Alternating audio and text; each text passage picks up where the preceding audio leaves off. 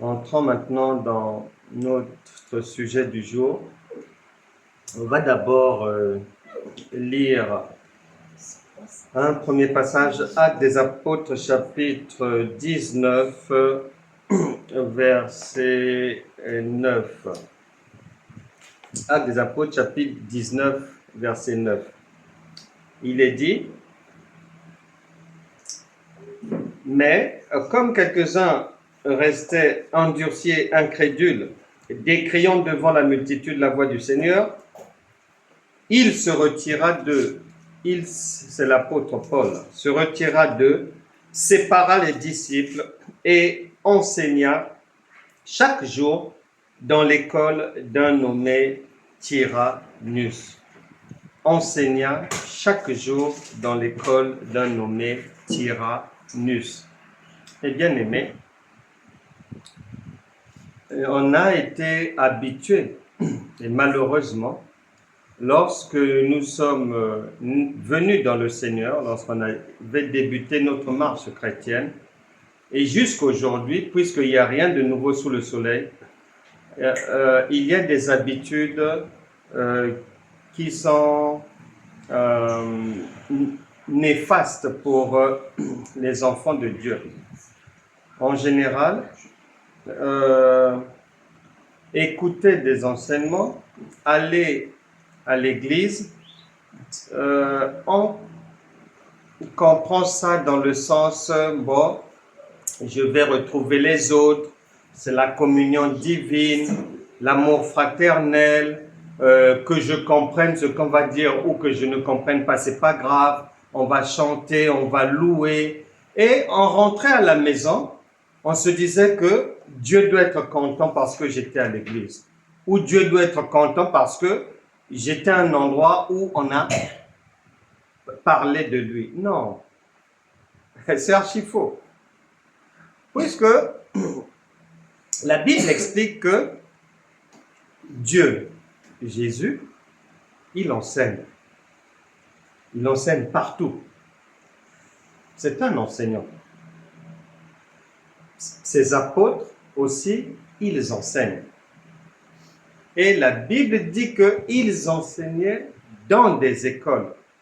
C'est-à-dire que tu appelles ça synagogue, que tu appelles ça temple. Dieu n'est pas homme, il est esprit. Tu peux appeler ça église, appelle ça groupe de prière, mets le nom que tu veux à partir du moment où le nom de Dieu est au centre, on est dans l'école. Parce que enseignant, ça veut dire enseignement. Le lieu de l'enseignement, ça sera jusqu'à la fin du monde une école. C'est là où on transmet un savoir, on transmet des apprentissages. L'Église, c'est ça. C'est une école. La Bible dit que Paul enseigne. Jésus lui-même enseigne. Paul enseigne. Eux tous, ils enseignent. Maintenant, le principe de l'enseignement, c'est quoi? On écoute. On reçoit des informations. Maintenant, tôt ou tard, il y aura toujours un examen pour savoir si tu avais bien compris. Tu ne peux pas passer du CM2 en 6e sans examen. C'est pas vrai, ça n'existe pas. Même si que tu sois à New York ou que tu sois dans le plus petit village du monde, si c'est ce qu'on appelle école, il faudra obligatoirement que tu apportes les preuves que ce que tu avais entendu là, tu as bien retenu. Si tu ne retiens pas, tu ne peux pas passer. Et ici, on dit que ça, c'est l'école. Comment les gens veulent maintenant aller d'en bas jusqu'en haut sans apprendre? Mais comment tu vas faire? Mais comment tu vas faire? En chantant? Ah bon? Mais va seulement dans une classe de 6e ou 5e, pendant que les autres sont en train de travailler. Commence à chanter. on va te mettre dehors.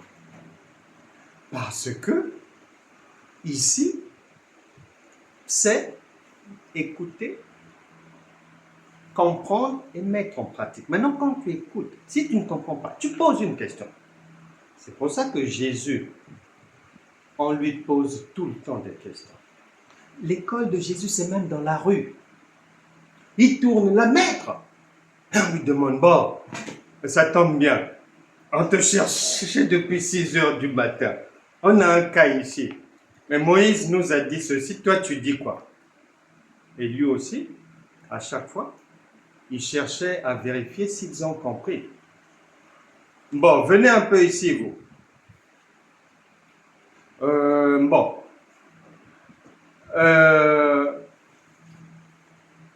Vous savez que David était roi?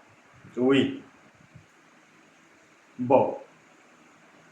Vous savez que le Christ arrivera après? Oui.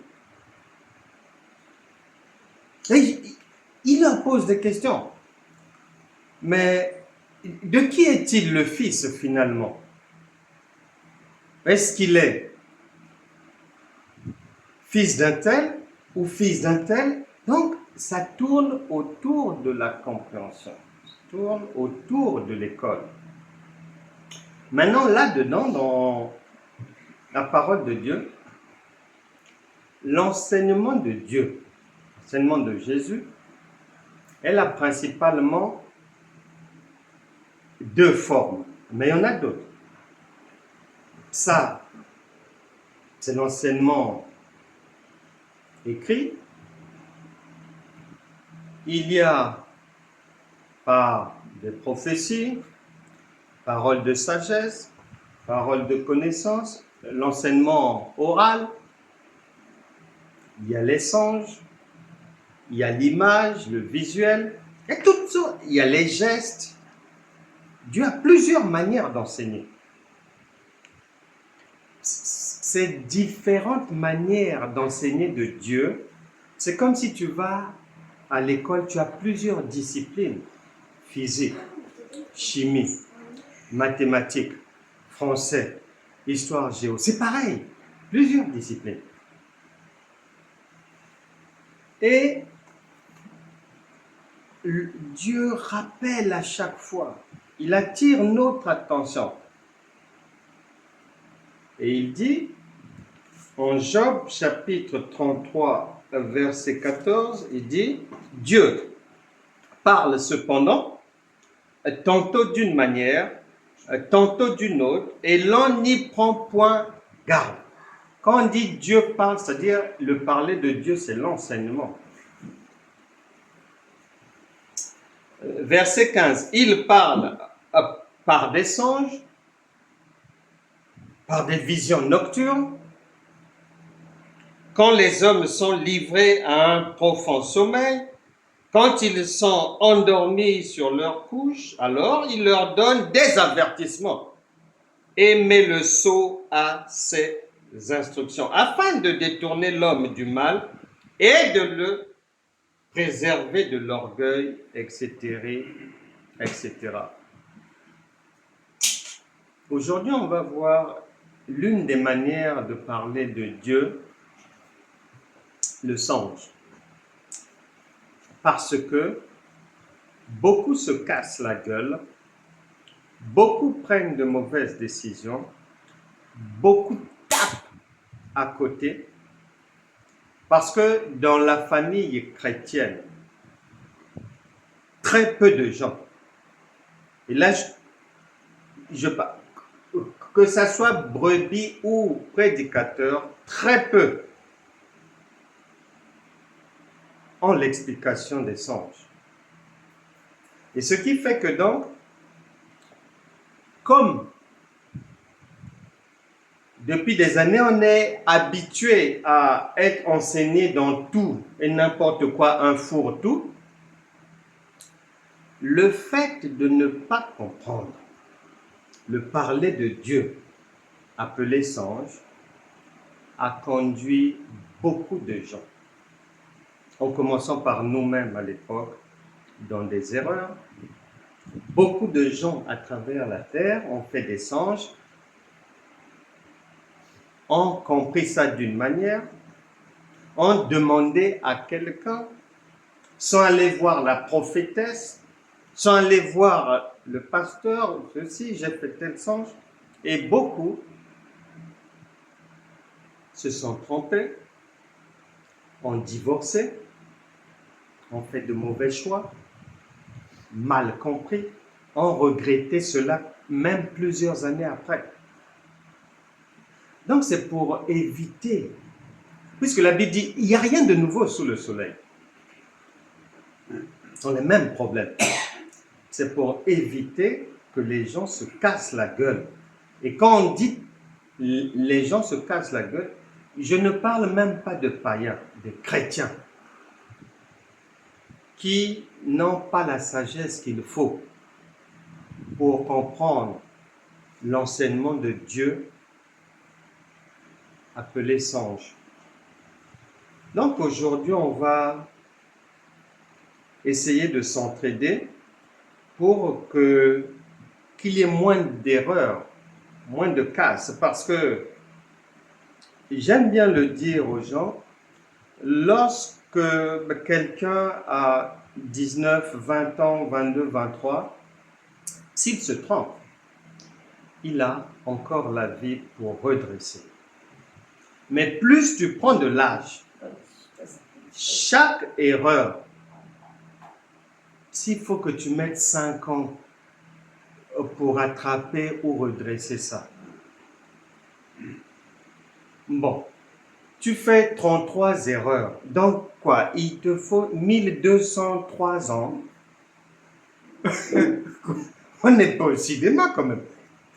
Donc vaut mieux prendre cette disposition pour ne pas répéter les erreurs, tomber dans des erreurs parce que on n'avait pas compris ou on n'avait pas reçu l'interprétation. Parce que n'oublie pas, tu viens de lire que Dieu parle tantôt d'une manière et tantôt d'une autre. Dans ce qu'on a cité, on a mis le songe aussi.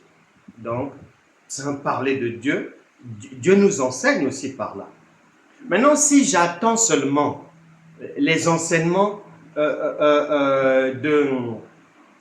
tout sauf de se parler de Dieu la songe, ici on parle de parler de Dieu vision, vision nocturne, si je ne suis pas renseigné sur ces différents genres de parler de Dieu, eh bien, la vie va me passer sous le nez. Pourquoi? Parce que ce que Dieu a prévu, il ne l'enlève pas.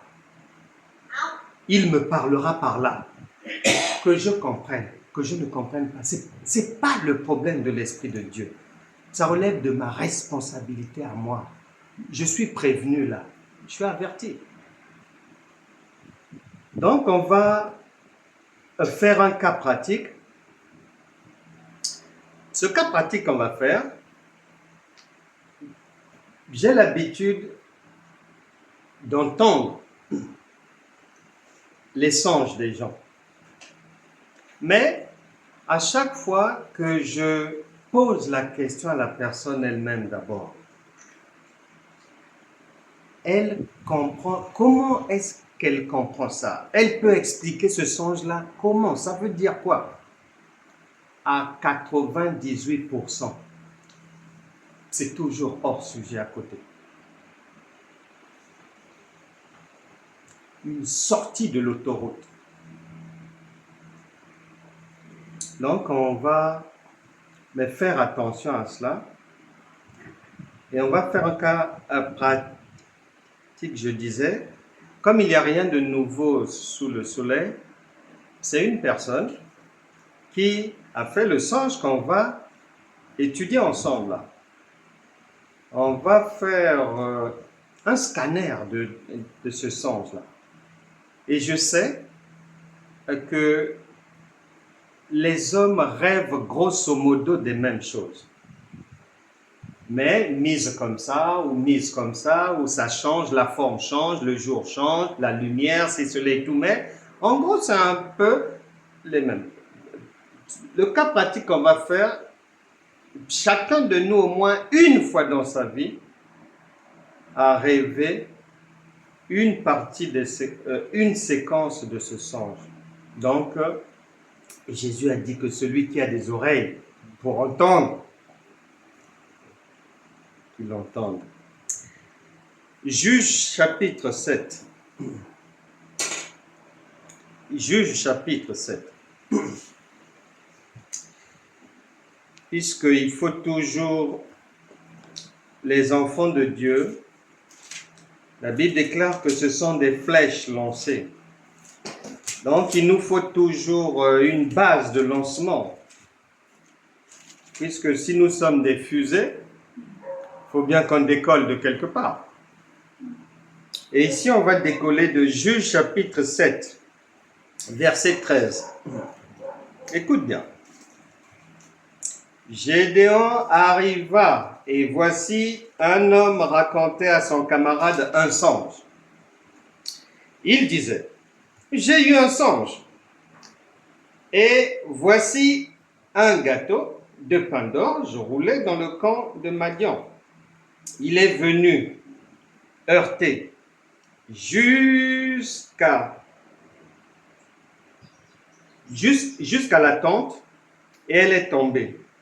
Il l'a retournée sens dessus-dessous et elle a été renversée.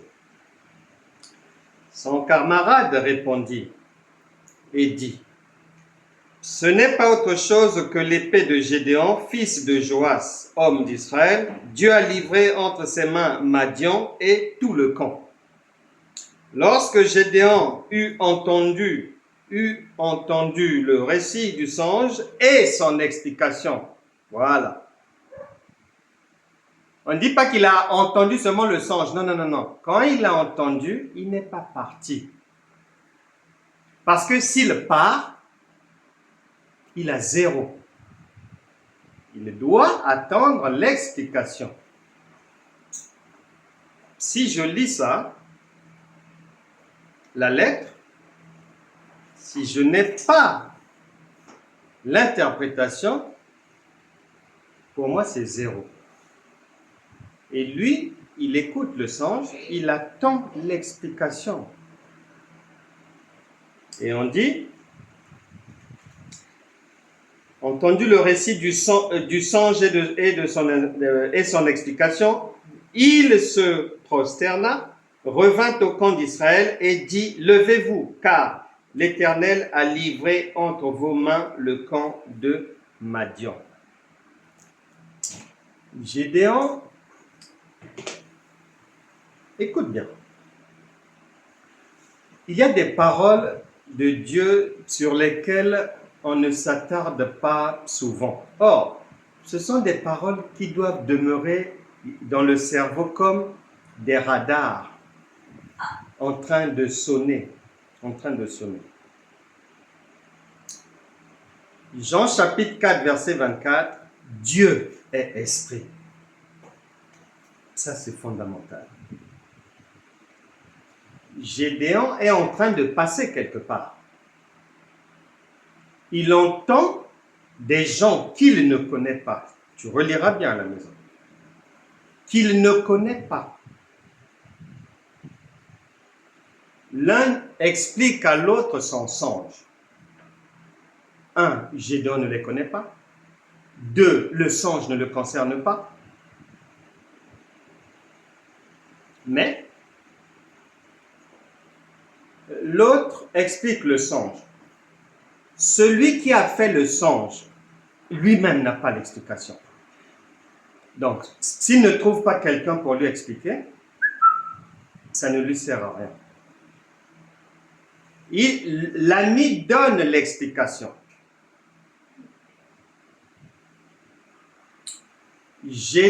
Et l'ami dans son explication dit, ah, on dirait que ça c'est ce brave Gédéon. Quand Gédéon a entendu son nom, il ne s'est pas posé 1001 questions. si tu te retrouves quelque part,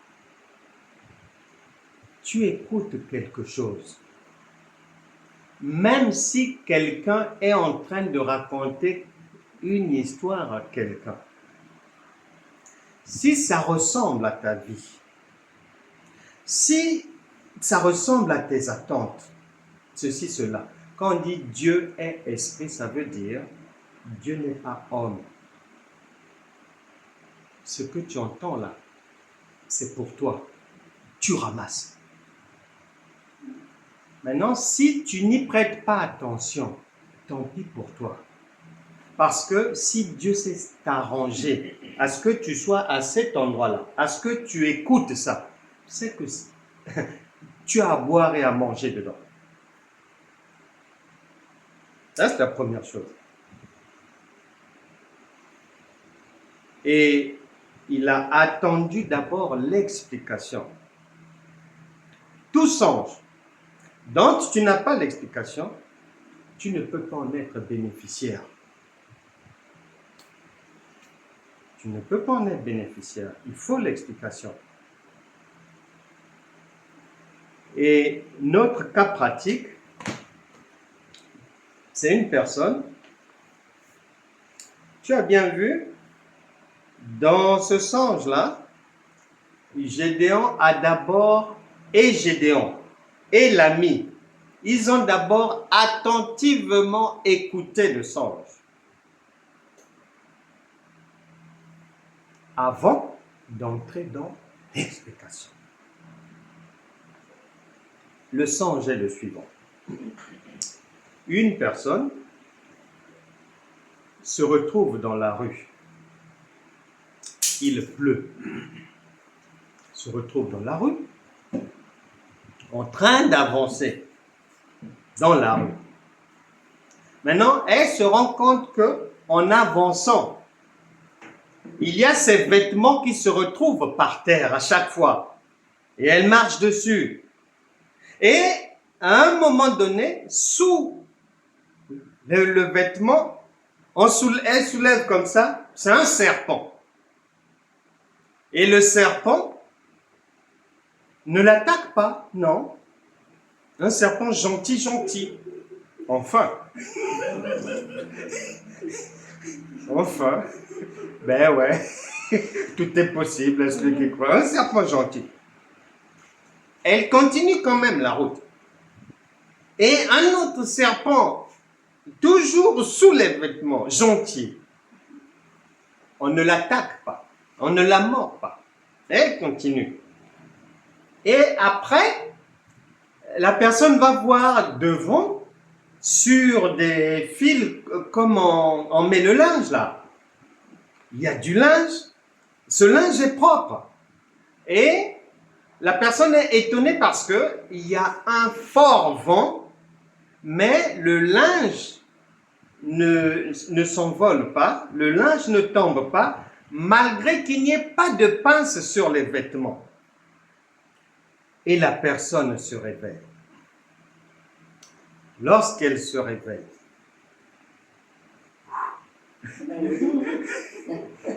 elle prend la décision de, certainement, il faut 2 à 3 jours de jeûne pour que Dieu me donne l'explication, etc., etc. Bref, la Bible déclare, mon peuple périt faute de connaissance. Et je sais que 99% des chrétiens de nos églises, 99% des pasteurs, tu ramènes un songe comme ça. 40 jours ou 12 jours de jeûne et prière. L'ennemi s'est levé. Ben oui, le serpent. Et c'est Satan. Le diable est derrière toi. C'est grave. Ma soeur, il faut se réveiller. Ne dors plus. Tu es en danger. Mais oui. Il faut bâtir un hôtel. Faire des sacrifices. Ben bien sûr. Ben oui. À la vérité, on va dire ceci. Matthieu chapitre 21. Matthieu chapitre 21. Matthieu chapitre 21. Versets 1 à 9. Mais je vais vous lire à la maison quand j'aurai le temps, mais je vais prendre ça à partir du verset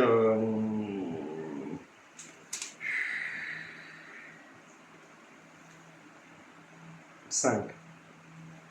Dites à la fille... Non. Non. Pour qu'on comprenne bien. Verset 1. Lorsqu'ils approchèrent de Jérusalem et qu'ils furent arrivés à Bethphagée, vers la montagne des Oliviers, Jésus envoya 2 disciples en leur disant, « Allez au village qui est devant vous. Vous trouverez aussitôt une ânesse attachée et un ânon avec elle. Détachez-les et amenez-les-moi. Si quelqu'un vous dit quelque chose, vous répondrez, le Seigneur en a besoin, et à l'instant, il les laissera aller. Or, ceci arriva afin que s'accomplisse ce qui avait été annoncé par le prophète. 2 points. Dites à la fille de Sion, voici, ton roi vient à toi, plein de douceur, et monté sur un âne. Sur un ânon, le petit d'une ânesse. Les disciples allèrent et firent ce que Jésus leur avait ordonné. Ils amenèrent l'ânesse et l'ânon, mirent sur eux leurs vêtements et le firent asseoir dessus. La plupart des gens de la foule étendirent leurs vêtements. Tu entends? La plupart des gens de la foule étendirent leurs vêtements sur le chemin. D'autres coupèrent des branches d'arbres et enjonchèrent la route. Ceux qui précédaient et ceux qui suivaient Jésus criaient Hosanna au fils de David, béni soit celui qui vient au nom du Seigneur, Hosanna dans les lieux très hauts. Quand tu rêves de vêtements, dans cette configuration-là, les vêtements qu'on met par terre, Dieu, la parole, elle s'explique par elle-même. Un songe, c'est une manière aussi pour Dieu de nous parler. Maintenant, l'explication, je ne vais pas la voir en dehors de ça. Non. Dieu, l'Esprit de Dieu n'a pas besoin de mon intelligence pour attribuer que non, donc les vêtements, c'est ça, ceci. Non. Tout est tip-top. Donc, dans un songe où tu retrouves des vêtements par terre et que tu es en train de marcher dessus, c'est très bon. C'est très bon signe. C'est la royauté. C'est bien, c'est une très bonne nouvelle. Très, très bonne nouvelle. Et quand tu avances, la séquence où, sous l'un des vêtements, puisque le Seigneur lui-même est passé par là, c'est maintenant ton tour de passer par ce canal de la royauté, le chemin qui mène à ce que les chrétiens appellent la gloire. C'est ça. Et le serpent sous les vêtements, ben c'est très simple. Ça n'a rien à voir avec quelque chose de négatif. Pourquoi? Parce que Genèse chapitre 3, verset 15 dit, c'est l'Éternel qui dit au serpent, « Je mettrai l'inimitié entre toi et la femme, entre ta postérité et sa postérité, celle-ci t'écrasera la tête et tu lui blesseras le talon. » Dans le songe, elle n'est pas blessée, elle est debout, et le serpent est en bas. Il est neutralisé. Le Seigneur a dit, je ferai de tes ennemis ton marchepied. Ben, c'est ça. je ferai de tes ennemis ton marchepied. Et c'est confirmé par Colossiens chapitre 2, versets 13 à 15. Il a effacé l'acte dont les ordonnances nous condamnaient et qui subsistait contre nous, et il l'a détruit en le clouant à la croix. Il a dépouillé les dominations et les autorités et les a livrées publiquement en spectacle. Mais c'est du spectacle. Il est en bas dans la rue en plus. Et on l'écrase la tête. C'est quel chapitre? Colossiens chapitre 2, versets 13 à 15. Livré publiquement en spectacle en triomphant d'elle par la croix. Donc, le serpent, c'est un serpent neutralisé. Il se trouve là où Dieu avait prophétisé qu'il puisse se trouver lorsqu'on va prendre le dessus sur lui. Il est en bas. C'est pas un serpent qui sort du plafond, du dessus de sa tête. Mais non, il est en bas, neutralisé. Quand quelqu'un, même physiquement, humainement, quand quelqu'un est au sol, surfe de la match de boxe, on retrouve l'autre boxeur au sol. Ça veut dire quoi? C'est la victoire ou la défaite? Non, pour celui qui est au sol. Ben voilà. Ben voilà, ce serpent est dans la défaite. Le serpent est dans la défaite. Et la première chose qui est vraiment, qui fait chaud au cœur dans ce songe, c'est que c'est un songe dans lequel il y a la pluie. Vous allez être d'accord avec moi, c'est très rare que l'on fasse un songe où on est sous la pluie. C'est très, très, très rare. Et la pluie, mais c'est la bénédiction. La pluie, c'est la bénédiction. Le prophète Ézéchiel nous a appris ça. Ézéchiel, chapitre 34, verset 26. Je ferai d'elle et des environs de ma colline un sujet de bénédiction. J'enverrai la pluie en son temps et ça sera une pluie de bénédiction. Ézéchiel chapitre 34, verset 26.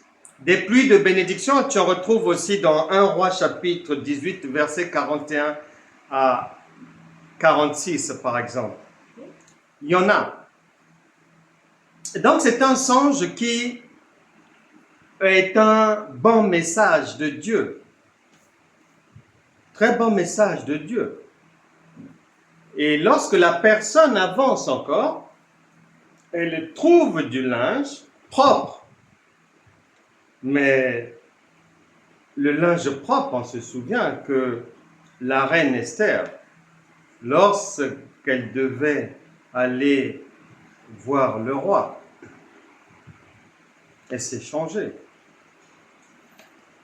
Vêtements propres de la royauté. Livre d'Esther, chapitre 5, versets 1 à 14.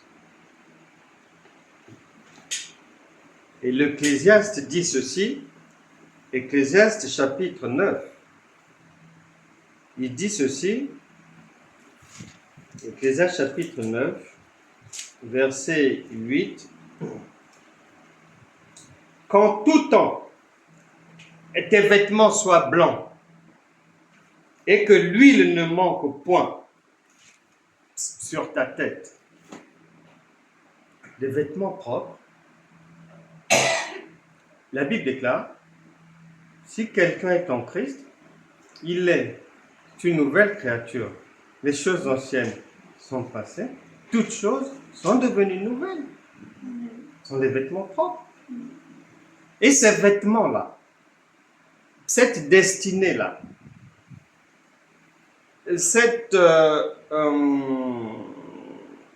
ce futur merveilleux. Quand les chrétiens, et là la fin de l'année arrive, beaucoup d'églises vont rentrer dans des jeûnes et prières pour barrer soi-disant la route à Satan, pour tordre le cou du diable, pour chasser au loin les démons, peut-être dans l'océan Pacifique là-bas, vers Mururoa, peut-être là-bas, très très très loin. Ils vont le faire bientôt. Mais regarde dans ce sens, malgré le vent, les vêtements restent en place pour dire que là où il y a la présence divine, le diable ne peut pas approcher de là. Et que tous ceux qui vont rentrer dans des jeûnes et prières, pour soi-disant que Satan ne vole pas les bénédictions que Dieu a déjà prévues pour eux en 2025, ils font erreur, il faut le leur dire. Si vous les connaissez, que l'amour de Dieu en vous fasse que vous leur passiez le mot, que ça ne sert pas. Soit c'est Dieu, ou soit c'est pas Dieu. Maintenant, si c'est Dieu, Satan n'a jamais reçu le pouvoir de venir prendre ce que Dieu a donné à quelqu'un. Ça n'existe pas. Maintenant, quand les enfants de Dieu font ça, c'est comme si tu es en classe de CM2 et tu vas volontairement, c'est-à-dire, c'est pas que tu t'es trompé de salle, non, tu vas volontairement mais rejoindre ceux qui sont au CP1. C'est pas normal. Même ceux du CP1 vont trouver que tu es un intrus. Mais bien sûr. Mais tu n'as pas leur taille. Tu n'as pas leur langage. Tu fais quoi là? On va te mettre dehors. Donc attention avec ça. Soit on parle de Dieu, ou soit on ne parle pas de Dieu. Maintenant, si on parle de Dieu, le diable ne peut pas venir mettre son doigt. Il n'en a pas le pouvoir. La Bible déclare que si tu crois en Dieu, c'est bien. Tu n'as rien fait parce que les démons aussi, ils le croient et ils tremblent. Donc, ils ne peuvent pas. Donc, bien souvent, notre ignorance, c'est-à-dire l'esprit de la peur qu'on a bien planté en nous au fur et à mesure des années de jeûne, de prière, de ceci, attention Satan, attention le serpent, attention ceci, cela, état d'âme vérifié, cet esprit de peur-là qui grandit avec les gens et l'ignorance font que les gens commettent de graves erreurs. Quand bien même ils sont chrétiens, quand bien même ils jeûnent, ils prient. C'est pour ça que Jésus a dit, lorsque dans les évangiles, Matthieu par exemple,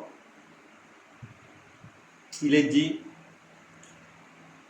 nombreux viendront me dire que Seigneur, on a chassé les démons en ton nom, on a guéri les malades, on a fait ceci, on a fait cela. Mais je leur dirai, je ne vous ai jamais connu, parce que Dieu ne reconnaît que ce qu'il a institué.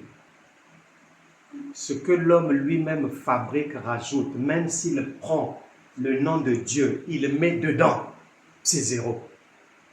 Même s'il construit la plus grande église du monde, à partir du moment où il fait, où il enseigne des choses que Dieu ne lui a pas demandé de faire, ou bien où il est pasteur là-bas, alors que Dieu ne l'a jamais mandaté. À la fin, il aura travaillé toute sa vie en vain. Mais Dieu te laisse faire tes trucs. Hein? Ah non, non, non. Ah, il te laisse. Puisque lui, il ne s'occupe que des employés qu'il emploie réellement. Tous les pirates, tous les falsificateurs, toute la contrefaçon, la multitude, la Bible les appelle les mercenaires. Pasteurs, prophètes, docteurs, c'est cela. Même s'ils font des miracles, non, le cœur de Dieu est calme. Hein? Il n'est pas concerné par ça. Dieu est très simple, très sage, très calme, comme une maman. Elle ne s'agite pas trop, même quand l'enfant bouge un peu comme ça. Là. Non, non. Elle reste d'abord calme. Elle observe bien. Jusqu'où celui-là va aller. Jusqu'où. On va voir un peu là-haut. Là-haut, il va conduire ses ouailles. Là. C'est ça. Donc, quand lui-même il a dit que ton cœur ne se trouble point, nous avons eu l'habitude, au cours de notre marche chrétienne, de croire que le songe qui vient de Dieu, il faut que ça soit bien. Mais quand on dit il faut que ça soit bien, c'est dans ma compréhension intellectuelle. C'est-à-dire, je fais un songe où je rencontre des gens, ils me donnent un bouquet de fleurs, ils me prennent en voiture, tu vas où? Ah, je vais au marché, on me dépose là-bas. Quand j'arrive au marché, le commerçant me fait une faveur, on me donne un panier de pommes, ceci, cela. Quand je me réveille, gloire à Dieu. Il y a la gloire de rien là. La Bible déclare que toute chose concourt au bien de ceux qui aiment Dieu. Que le songe soit bon. Dans mon intelligence, ma compréhension humaine, que le songe soit mauvais, Dieu ne s'occupe pas de ce que j'aime, ce que je n'aime pas, ou j'ai pas. Non, non, non. Il envoie le message, c'est tout. Bien sûr. Mais il n'envoie pas le message dans notre langage, c'est dans son langage à lui. Il reste fidèle à lui-même. Nous les hommes ici, dans nos sociétés, quand des Américains veulent faire quelque chose, que ce soit dans la mode, que ce soit dans la cuisine, ou ceci, cela, ils vont le faire selon leur manière de faire. Mais ils ne vont pas le faire. Chacun fait selon sa manière de faire. Pas la manière de faire de l'autre, non. Chacun montre sa culture. Chacun montre son patrimoine. Dieu, c'est comme ça. Il parle avec son langage. Et on nous a appris à tort. C'est comme si, quand une information mauvaise, un mauvais songe, intellectuellement, humainement, un songe qui fait peur, des choses négatives, quand ça m'arrive, c'est le diable. Non. Non. Non, non. C'est là où les gens tapent à côté. Que ça soit bien, que ça soit pas bien, le langage de Dieu utilise les deux méthodes. Donc, ce songe est un merveilleux songe. Des informations que Dieu vient donner à la personne qu'elle est sur la bonne voie. Elle est en train d'aller vers l'objectif. Elle va y arriver. On l'attend déjà là-bas. Il y a les vêtements là-bas déjà. On l'attend déjà là-bas. Non seulement Dieu est avec la personne, mais Dieu l'attend déjà aussi là-bas. N'oublie pas que le centenier romain, quand Jésus lui a dit, je vais guérir ton serviteur malade, il a dit à Jésus, non. que dit seulement un mot ici. Pourquoi? Parce que un Dieu est partout. Donc, à quoi ça va servir qu'on fasse un déplacement pour aller à un endroit où tu te trouves déjà? Non. C'est faire doublon, ça ne sert à rien. Dis seulement un mot ici et c'est bon. Jusqu'aujourd'hui, c'est comme ça. Le centenier romain n'a pas dit à Jésus, donne-moi un programme de prière. Indique-moi le nombre de jours de jeûne. As-tu un peu d'huile dans ta poche droite? Je la vois un peu enflée là. C'est pas de l'huile ça, Seigneur? Non. Non. Il a dit, dis seulement un mot. Et mon serviteur sera guéri. Parce que soit c'est Dieu, ou soit c'est pas Dieu. Si c'est Dieu, donc c'est au plus simple. Maintenant, si c'est pas Dieu, c'est là où on va batailler. C'est là où on va batailler. Eh bien oui. Mais de nos jours, dans la marche chrétienne, on mélange. Non, il y a beaucoup plus de guerres. Il y a beaucoup plus de batailles. Il y a beaucoup plus d'épreuves. Il y a beaucoup plus d'adversaires. Il y a beaucoup plus d'attaques du diable. Dans le jardin d'Éden, là où, dans une vie éternelle, une vie abondante, il n'y a pas ces choses-là. Et la Bible déclare que celui qui est né de Dieu, 1 Jean 5, verset 18, celui qui est né de Dieu ne pêche pas et le malin ne peut pas le toucher. 1 Jean chapitre 5, verset 18. Celui qui est né de Dieu, il ne pêche pas, ne connaît pas le péché. Et le malin ne peut pas le toucher. Mais dans la réalité, tu trouves une foule d'enfants de Dieu, soi-disant, menacés, malmenés par le malin. C'est en contradiction avec ce que dit la parole. La parole dit, si Dieu est là, c'est la paix. Venez à moi, vous tous qui êtes fatigués, chargés, c'est-à-dire vous tous que le diable maltraite dehors là-bas. Vous tous qui êtes harcelés. Vous qui êtes étranglés la nuit. Vous qui avez des insomnies, des problèmes. Vous qui êtes étouffés dans votre sommeil et tout. Venez à moi et je vous donne le repos. Maintenant, soit c'est le repos, ou soit ce n'est pas le repos. On doit vraiment revoir notre manière de comprendre Dieu et de redescendre un peu sur terre. On est un peu monté trop dans la stratosphère. Il faut qu'on redescende un peu sur terre, retrouver maman et la simplicité de maman. C'est mieux. Ouais, c'est mieux.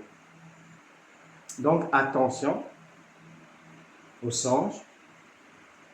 Un songe, quand tu te réveilles, là où on t'a même pourchassé ou ceci, cela ne veut pas dire que c'est négatif. Non.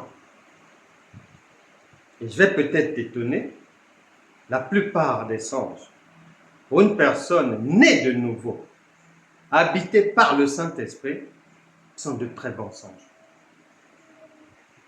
Même si au réveil, humainement, ça sonne négatif, mais spirituellement, c'est positif parce que le langage de Dieu ne s'occupe pas de nos convenances, de ce que l'on aime, ce que l'on n'aime pas. Non. Si par exemple, quelqu'un s'apprête à prendre une décision et que la décision, même si humainement elle croit que la décision est bonne, mais en réalité l'Esprit de Dieu sait que ce n'est pas une bonne décision. Il faut bien que, peut-être pour éviter que la personne prenne la mauvaise décision, elle n'écoute pas le mari, elle n'écoute pas la copine Véronique, elle n'écoute pas les conseils de son petit frère, elle n'écoute pas ce que l'enfant dit. Bah, peut-être que, comme elle est têtue, il faut que Dieu vienne lui parler avec... parce qu'il est agneau, oui, mais il a 4 visages. Il ne faut jamais l'oublier, ça. Agneau, aigle, homme, lion. Les personnes têtues, le Saint-Esprit va les mettre sur une route où dans le songe, cette route-là, il y a peut-être une pancarte de la décision qu'elle veut prendre. Et lorsqu'elle essaie d'avancer pour progresser dans la route, un lion sort ou un tigre sort du bois et puis vient à la rencontre. C'est là où la personne va comprendre que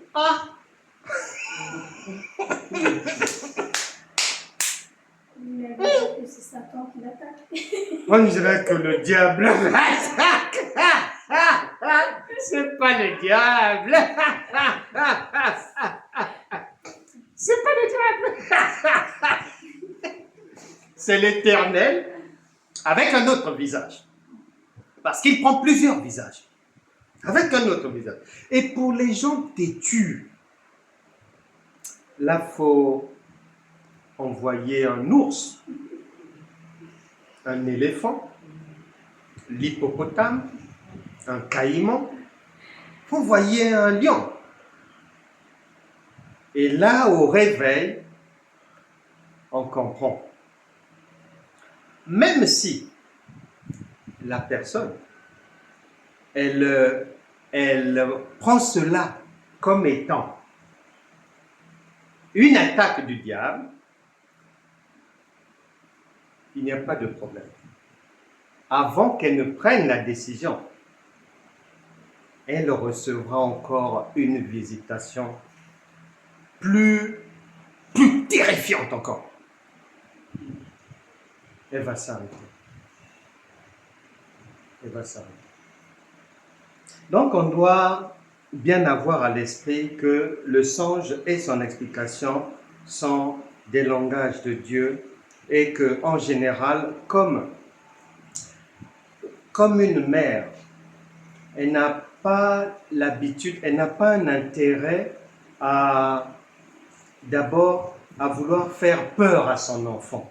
Dieu, l'Esprit de Dieu n'a aucun intérêt à vouloir nous apeurer et tout nous faire peur. Non, non, non. L'Esprit de Dieu, vis-à-vis de ceux qui sont dans le royaume, ceux qui sont nés de nouveau, ceux qui ont la vie éternelle, c'est la douceur. Quand bien même des choses terrifiantes vont venir, Jésus a dit, Jean chapitre 10, verset 27, « Je connais mes brebis. Elles écoutent ma voix. Elles me connaissent. Je les connais. » Et la Bible ajoute, « Elles ne peuvent pas, personne ne peut les ravir de ma main. » C'est écrit. Je connais mes brebis. Elles me connaissent. Elles reconnaissent ma voix. Et personne ne peut les ravir de ma main. Ça veut dire quoi? Donc, si tu es déjà dans sa main, c'est fini. On n'a pas dit que si quelqu'un jeune ou dort par terre, ça va empêcher qu'on puisse la tirer de ma main. Non, on a dit, une fois que tu es dedans, c'est fini. Donc, nous devons apprendre à vraiment marcher avec l'Esprit de Dieu en tant qu'authentique personne de la même famille, ayant le même sang et les mêmes intérêts, les mêmes objectifs. Et c'est toujours dans la paix, dans la joie. Ce songe est un songe merveilleux. Cette personne a eu peur pour rien. Elle voulait courir dans un jeûne pour rien. Pour rien. Et je suis sûr même que lorsqu'elle décidait que, on dirait qu'il faut que je prenne 2 ou 3 jours de jeûne et Dieu va venir me parler, dans le camp du diable, on disait, c'est bon, ça a marché. C'est bon. C'est de la poche. Elle est chocotte.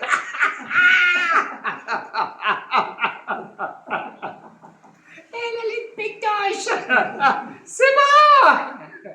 Certainement. Qui devait se dire ça? Et puis quelque chose de négatif quand même, le fait de dire que je vais jeûner 2 ou 3 jours. Il faut faire attention avec ça parce que il n'est pas interdit de jeûner, mais si tu jeûnes dans le sens que, bon, je jeûne 2-3 jours pour que Dieu me parle, il me dise ceci, cela. C'est comme si une maman donne maintenant des ordres à son enfant. Depuis quand? Depuis quand? Je suis là, bon, je décide, bon, cette situation-là, je dois prendre un jeûne de 3 jours. Comme actuellement, il y a les litchis, un jeûne avec des fruits, je coupe avec les fruits peut-être.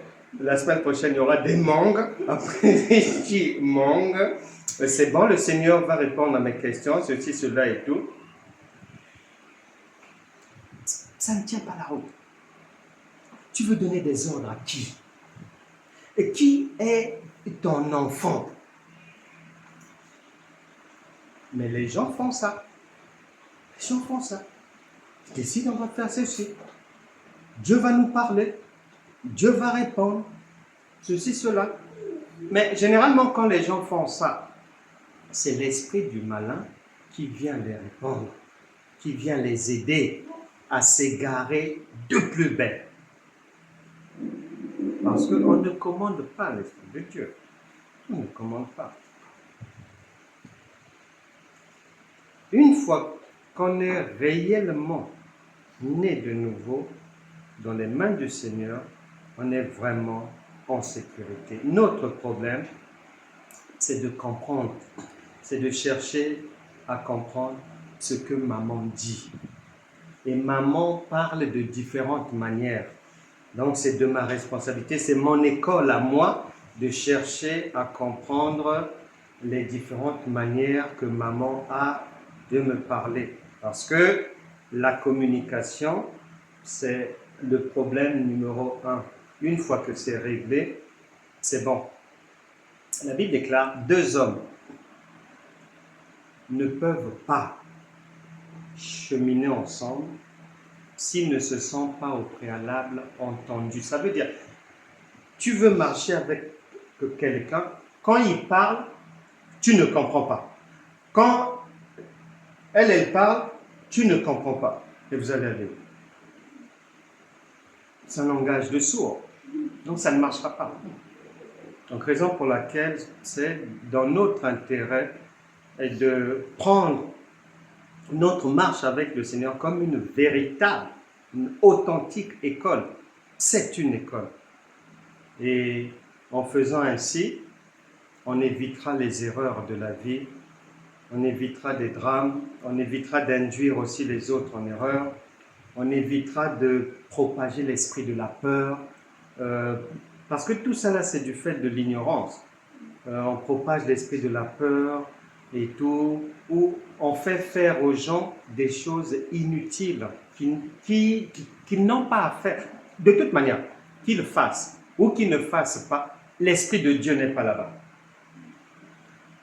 Donc, vaut mieux ne pas faire. Que le Seigneur vraiment nous aide et souvent de temps à autre, on fera des cas pratiques comme ça parce qu'on peut être enfant de Dieu, mais souvent face à une difficulté, face à quelque chose que l'on ne comprend pas bien ou que l'on n'avait pas prévu, mais souvent les enfants de Dieu perdent pied, ils font naufrage et il faut éviter cela. Seigneur, nous te disons merci Saint-Esprit, car tu as dit que tu connais tes brebis et qu'elles connaissent ta voix et qu'elles ne peuvent pas se perdre. Elles ne peuvent pas suivre une autre personne. Saint-Esprit, merci, car nous savons que nous sommes dans ta main. Nous formons une même personne. Que ta lumière éclaire tout un chacun. Nous chassons tout esprit de peur, esprit des inquiétudes dans les vies de tout un chacun. Nous annulons toute mauvaise pensée, que toute mauvaise décision qui ont été prises par qui que ce soit, que la puissance du Saint-Esprit rattrape ces erreurs au nom puissant de Jésus. Que les choses qui ne marchent pas du fait des mauvais choix puissent aller de l'avant à partir d'aujourd'hui. Que toute personne malade soit guérie.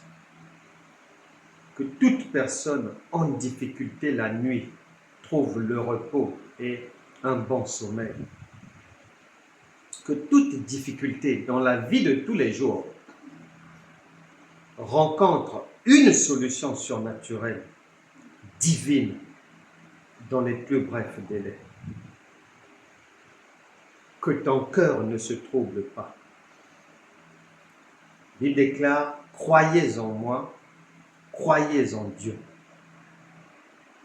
Que le Saint-Esprit continue à nous éclairer.